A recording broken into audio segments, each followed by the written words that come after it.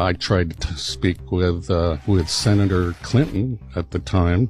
She wouldn't talk to us, and one of the reasons I wanted to bring this up to her is because someone was hearing her voice, ventriloquism. It's been done to me, and I don't know why. I don't know who is doing it, what the purpose is.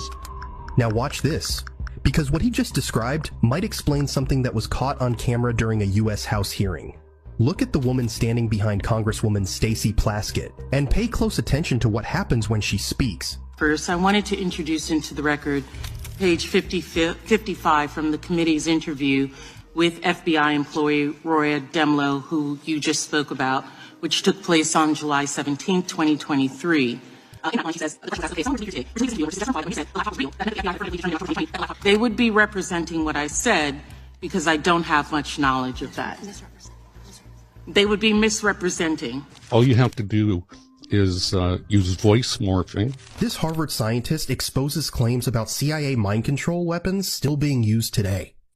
And what you're about to witness might explain far more about the world we're living in than most people realize. But if you cognitively model someone, you have a brain print, like a fingerprint. And if you use autocorrelation techniques, and there's a way, and we'll just kind of wave our hand, functional MRI that you can do at a distance over the earth, you have every human being's brain pattern. You can control 8 billion brains on the planet, potentially. Read them. Scientists and military researchers have spent decades studying how the brain responds to energy, sound, and stress, often in ways most people never hear about. The idea of neuroweapons and mind control sits in that shadowed space where advanced science meets secrecy. One of the people raising these questions is Robert Duncan, a Harvard-educated scientist with a background in advanced defense research. What makes his warning unsettling isn't what can be proven on paper, but what leaves no visible trace at all. Think about it. If the battlefield had truly shifted inward, then the most dangerous weapon may be the one you never know is there. For instance, some people say the sound didn't come from outside at all. It didn't travel through the air or enter through the ears. It felt internal, as if the brain itself was being triggered to hear something that wasn't there in the usual way. This idea has a name that sounds unsettling even before you understand it.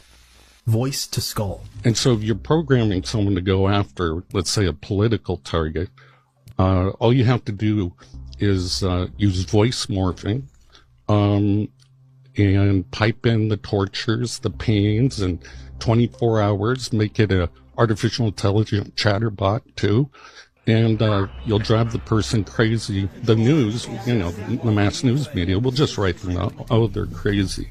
At first, it's easy to dismiss. Hearing sounds without external noise is often associated with mental illness. And for years, that's exactly how many of these claims were treated. But a small group of scientists have pointed out something uncomfortable. There was a documented phenomenon, studied decades ago, where certain types of pulse radio frequency energy can create the perception of sound inside the head. This is known as the microwave auditory effect, or the Frey effect. There's something called the Frey effect. The Army had it on their website called V2K, and that's how a lot of people refer to it, that can pipe voices into someone's head. You can't plug your ears. It actually vibrates the brain, which is like many concussions, through the small pulses that expand the tissue and then contracts it, then goes to the inner ear where they can hear it. If you just turn that up, it causes brain damage. You're heating the brain. So there are a lot of ways, and a weapon, for example, that I think is reclassified now, but it was done at the University of Nevada as a non-lethal weapon that resonates the dopamine cells of your brain, producing cells of your brain, and it floods it. Now, it worked. The Air Force reclassified it. The brain can register sound without the ears even being involved. That single fact changes the tone of the conversation. What once sounded impossible now sits in an uneasy space between science and speculation.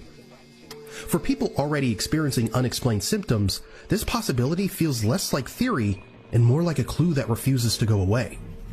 And this is where the story stops being abstract. Reports tied to what later became known as Havana syndrome describe clusters of symptoms that didn't fit neatly into familiar diagnoses. That incapacitates the adversary.